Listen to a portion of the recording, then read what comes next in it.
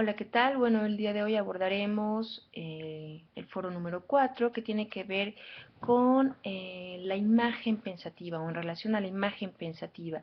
Y en función de esto empezaré nombrando dos puntos que me parecen interesantes de la lectura, cuando dice la imagen es objeto de pensamiento y la imagen pensativa oculta el pensamiento no pensado.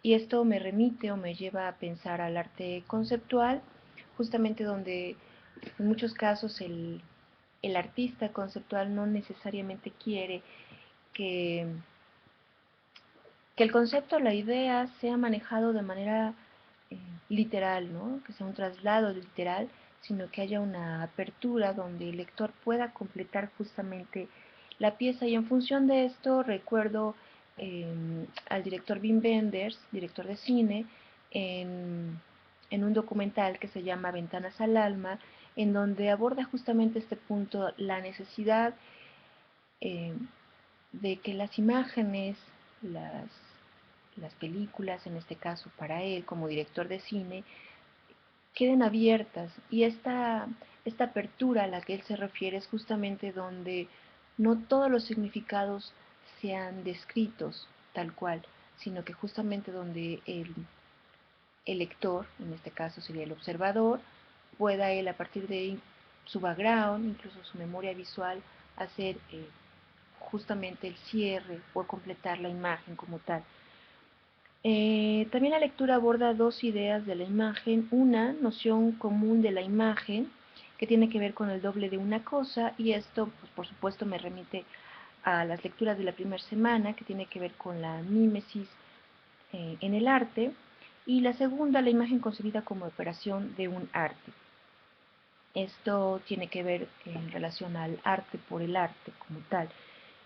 Otro punto que aborda la lectura es la transformación de la imagen y la idea del arte sobre la unicidad. Y al hablar de unicidad, pues por supuesto también me remite a la segunda semana, en relación al texto de Walter Benjamin, la obra de arte en la época de su reproductibilidad técnica, donde evidentemente la pieza artística ya no tiene este carácter necesariamente de unicidad para ser obra de arte como tal. Pensemos, por ejemplo, en el apropiacionismo, ¿no? Otra idea que aborda el texto es pensar la relación del arte, fotografía y la realidad. Pero al abordar de realidad también me lleva a pensar en lo que pasa cuando la fotografía, la imagen fotográfica no necesariamente capta una realidad. Es decir, qué pasa cuando aborda justamente la idea del simulacro, como en el caso de Jeff Koons, por ejemplo, un artista con toda su serie Made in Heaven, ¿no? Y esto es porque justamente cuando el texto dice la imagen como producción de una representación y que aborda el tema del simulacro. Eh, un punto importante también que me parece en la lectura es cuando dice o aborda que el sujeto que mira debe de repudiar todo saber, toda referencia a lo que la imagen es objeto de un conocimiento para dejar que se produzca el efecto de traslado. Eh, pero en esta parte de vaciamiento me pregunto entonces qué sucede con el efecto rizomático y la intertextualidad que al final la imagen provoca. Creo o considero que es muy complicado, muy difícil generar este estado de vaciamiento porque justamente lo que abordaba sobre la memoria visual pues nos hace generar esta intertextualidad, ¿no? Estas interconexiones que también en otro texto Roland Barthes habla en relación al texto, el texto como tejido, y que la imagen al final es justamente un texto.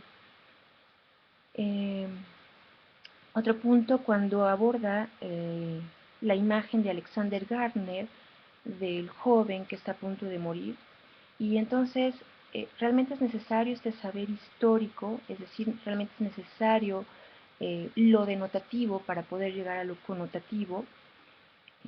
En el caso, por ejemplo, de los zapatos campesinos de Van Gogh, donde justamente pasamos de lo superficial a lo profundo, de lo denotativo a lo connotativo, y pensando en Roland Barthes y sobre la muerte del autor, y pensando sobre esta imagen pensativa y esta imagen que debe de estar abierta, como decía Wim Wenders, pues no necesariamente, o considero que no necesariamente deberíamos de conocer o de tener este saber histórico para poder acercarnos a la imagen como tal y poder hacer un juicio o un juicio de valor estético incluso, justamente simplemente acercarnos a la imagen y sentirla, ¿no?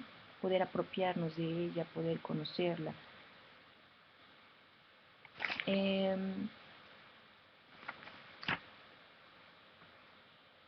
Y bueno, terminaremos con la parte de la pensatividad de la imagen cuando aborda que no es el aura, pero tampoco es nuestra ignorancia del pensamiento del autor a la resistencia de la imagen a nuestra interpretación, que la pensatividad contribuye a la lógica de la acción.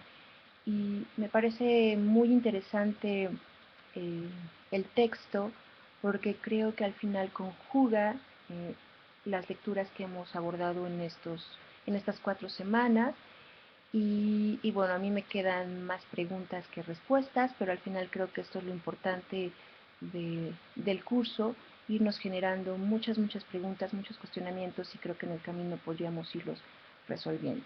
Pues muchas gracias y saludos.